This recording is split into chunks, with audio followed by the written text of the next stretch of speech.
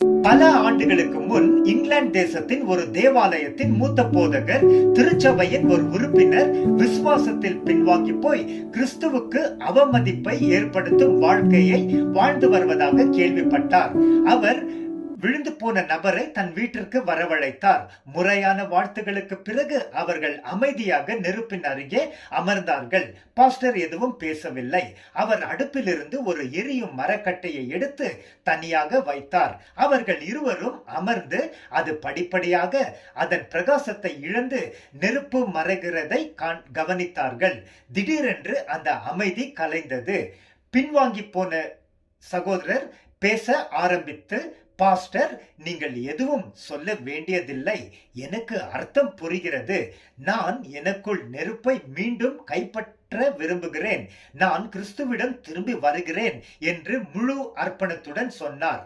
பிரியமானவரே, நெருப்பை இழந்தவர்கள், திறமைகளை பயன்படுத்தாமல் இருப்பவர்கள், அவர்கள் விளக்கு அணைந்து கொண்டு இருந்தால் பின்னர் கடிகாரம் நள்ளிரவை நெருங்கி மணவாளன் இயேசு கிறிஸ்து திரும்புவதற்கு முன்பு செயல்பட வேண்டிய நேரம் இதுவே. கர்த்தர் அன்புடன் பாவிகளை ரட்சித்து அவர்களை பரலோகத்தின் குடிமக்களாக ஏற்றுக்கொள்ளுகிறார்.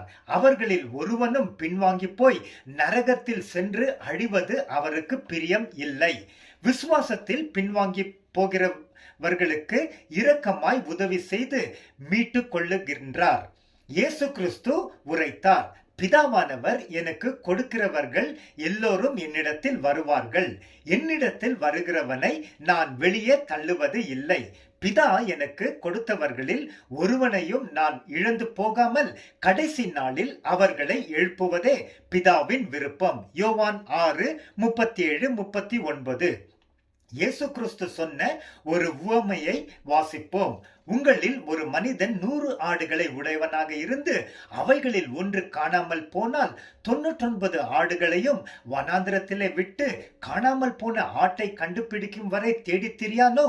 கண்டுபிடித்த பின்பு அவன் மகிழ்ச்சியோடு அதை தன் தோள்களின் மேல் போட்டுக்கொண்டு வீட்டிற்கு வந்து நண்பர்களையும் அண்டை குடும்பத்தாரையும் கூட வரவழைத்து, காணாமல் போன என் ஆட்டை கண்டுபிடித்தேன், என்னோடு கூட மகிழுங்கள் என்பான் அல்லவோ?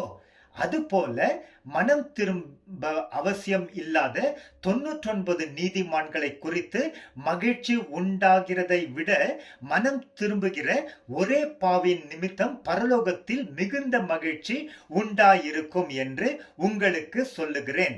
லூக்கா 15:4-7. ஆமென்.